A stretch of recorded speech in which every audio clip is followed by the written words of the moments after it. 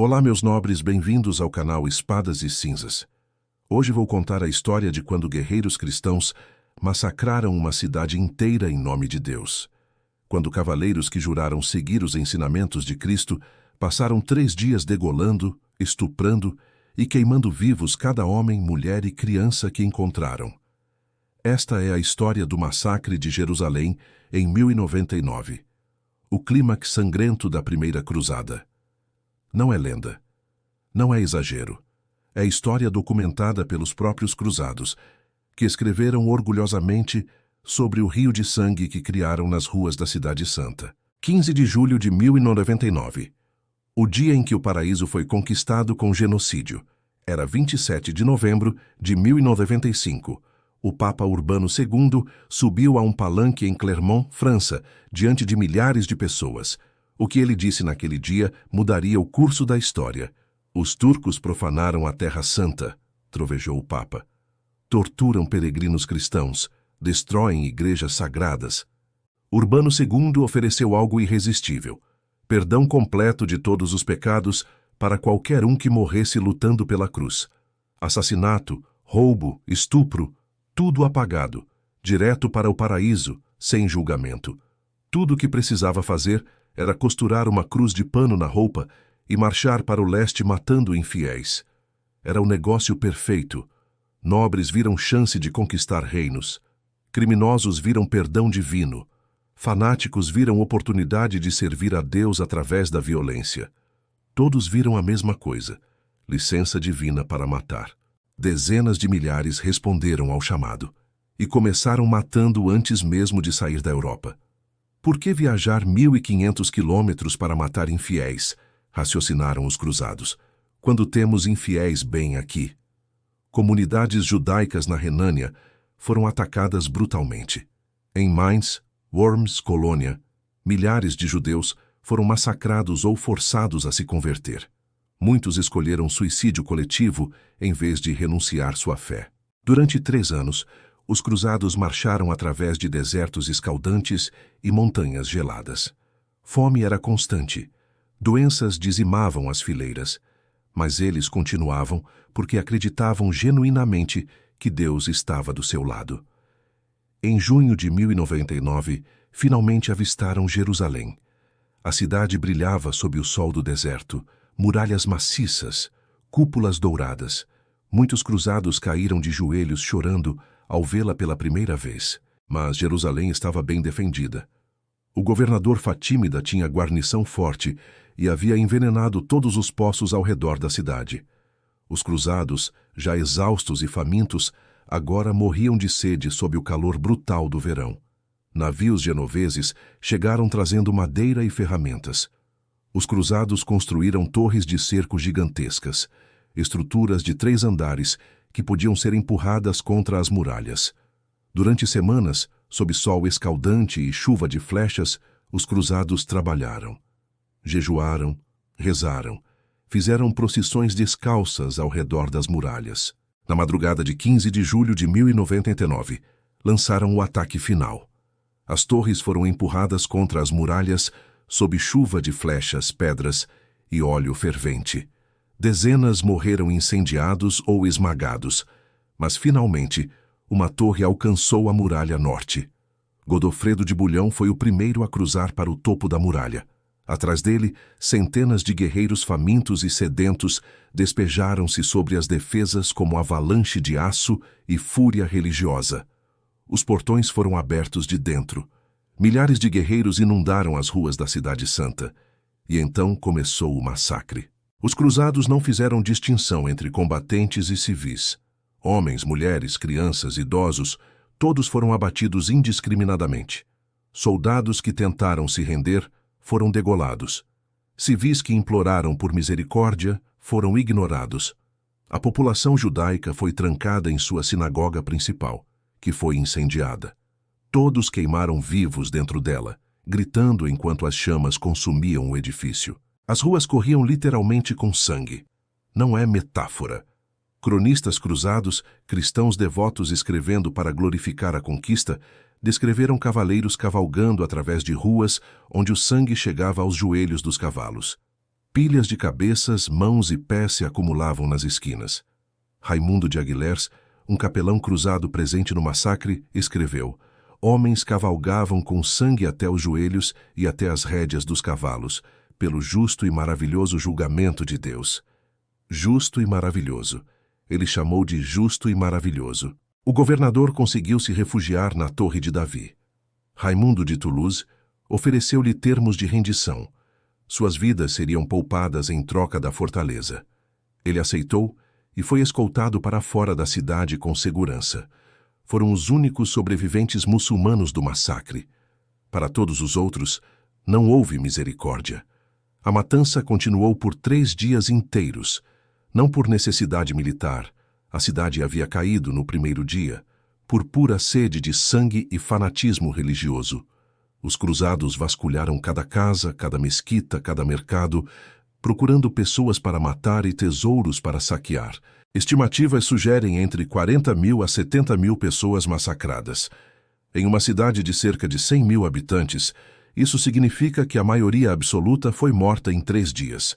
Pior que os números era a natureza sistemática do massacre. Não foi caos de batalha. Foi genocídio deliberado e organizado. Famílias inteiras foram exterminadas. Os cruzados meticulosamente limparam a cidade de qualquer presença muçulmana e judaica. E quando terminaram, quando não restava mais ninguém para matar, quando as ruas estavam empilhadas com cadáveres sob o sol do deserto, os cruzados fizeram algo extraordinariamente hipócrita. Eles marcharam descalços, cantando hinos religiosos, até a igreja do Santo Sepulcro, o local da crucificação e ressurreição de Cristo. Lá, cobertos com o sangue dos inocentes que haviam massacrado, ajoelharam-se chorando de alegria e gratidão a Deus pela vitória. Godofredo de Bulhão recusou o título de rei, dizendo que não poderia usar coroa de ouro, onde Cristo havia usado coroa de espinhos. Assumiu o título de defensor do Santo Sepulcro. Esse humilde defensor tinha acabado de supervisionar o maior massacre de civis na história até aquele ponto. Os cronistas cruzados descreveram a conquista como milagre divino, prova do favor de Deus. Escreveram sobre a piedade dos cavaleiros, suas orações fervorosas, sua devoção a Cristo. Mencionaram o massacre quase de passagem, como detalhe menor.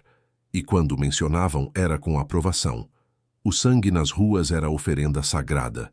A hipocrisia era tão grotesca que quase desafia a compreensão. Cristo pregou amar os inimigos, virar a outra face, perdoar 70 vezes 7. Seu ensinamento central era amor e misericórdia. E seus seguidores celebraram seu nome massacrando dezenas de milhares de pessoas inocentes, incluindo crianças queimadas vivas em sinagogas. Aqui está a verdade. Os cruzados eram terroristas religiosos. Usaram terror sistemático, massacre de civis, profanação de locais sagrados, destruição cultural, para alcançar objetivos políticos e religiosos. E o fizeram acreditando genuinamente que estavam fazendo a vontade de Deus. Isso é o mais aterrorizante. Não eram monstros sádicos que sabiam que estavam fazendo mal. Eram homens devotos que acreditavam sinceramente que degolar crianças era serviço a Cristo, que queimar famílias vivas era justiça divina, que encher as ruas com sangue era obra santa. O fanatismo religioso transformou homens comuns em genocidas sorridentes. E a autoridade religiosa, o próprio Papa, deu-lhes não apenas permissão, mas incentivo ativo. Prometeu-lhes salvação eterna em troca de assassinato em massa. Os muçulmanos não esqueceram o massacre de Jerusalém. Como poderiam? 70.000 mortos em 3 dias não é algo que se esquece. Geração após geração, a história foi passada adiante.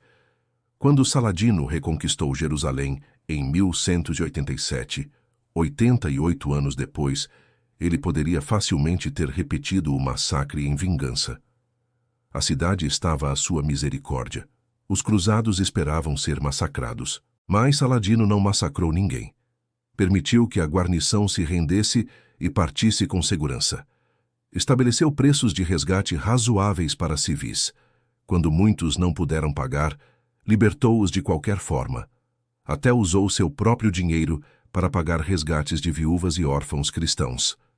O infiel bárbaro muçulmano mostrou mais misericórdia cristã do que os próprios cristãos haviam mostrado. A ironia é tão pesada que é quase insuportável.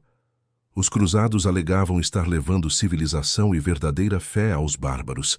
Na realidade, os muçulmanos eram frequentemente mais civilizados, mais educados e mais misericordiosos do que os próprios cruzados. Jerusalém, sob domínio muçulmano antes das cruzadas, era cidade multicultural.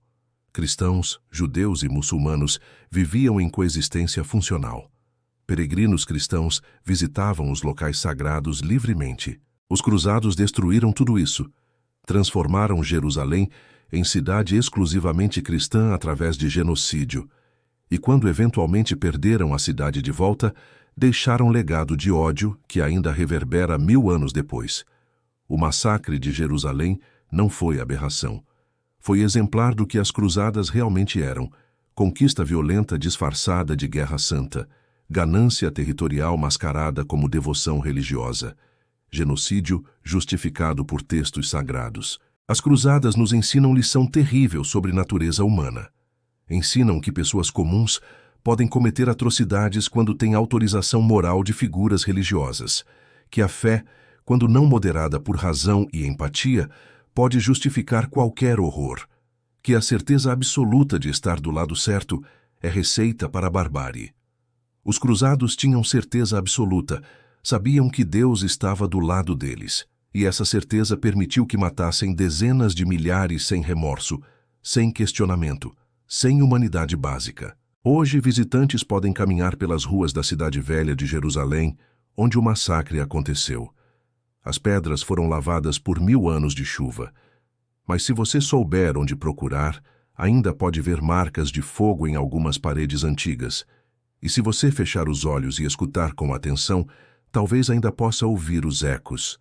Gritos de crianças queimando, súplicas de mães implorando por misericórdia, orações finais de homens sendo degolados. E acima de tudo isso, o som mais perturbador: hinos cristãos sendo cantados pelos assassinos enquanto trabalhavam. Porque essa é a verdade final do massacre de Jerusalém. Não foi cometido por demônios. Foi cometido por homens que acreditavam estar servindo ao Deus do amor, que cantavam louvores enquanto matavam, que choravam de alegria religiosa com as mãos ensanguentadas. E isso, meus nobres, é muito mais aterrorizante do que qualquer demônio poderia ser. Se você chegou até aqui, nobre espectador, agora conhece a verdade brutal sobre a primeira cruzada. E este foi apenas o começo. Houve 8 cruzadas principais, cada uma com suas próprias histórias de horror. O canibalismo de Maarra, a tragédia da Cruzada das Crianças, o saque de Constantinopla cristã. Se você quer mais histórias das trevas medievais, se inscreva no canal e ative o sininho. Deixe nos comentários qual cruzada você quer ver no próximo vídeo. O canibalismo documentado, a Cruzada das Crianças, o saque de Constantinopla. E se você conhece alguém que ainda romantiza as cruzadas como guerra nobre, compartilhe este vídeo. A história real precisa ser contada. Até a próxima caminhada pelas ruínas sangrentas da história, meus nobres. E lembrem-se, nenhuma causa é tão justa que justifique massacrar crianças. Nenhuma fé é tão sagrada que santifique genocídio.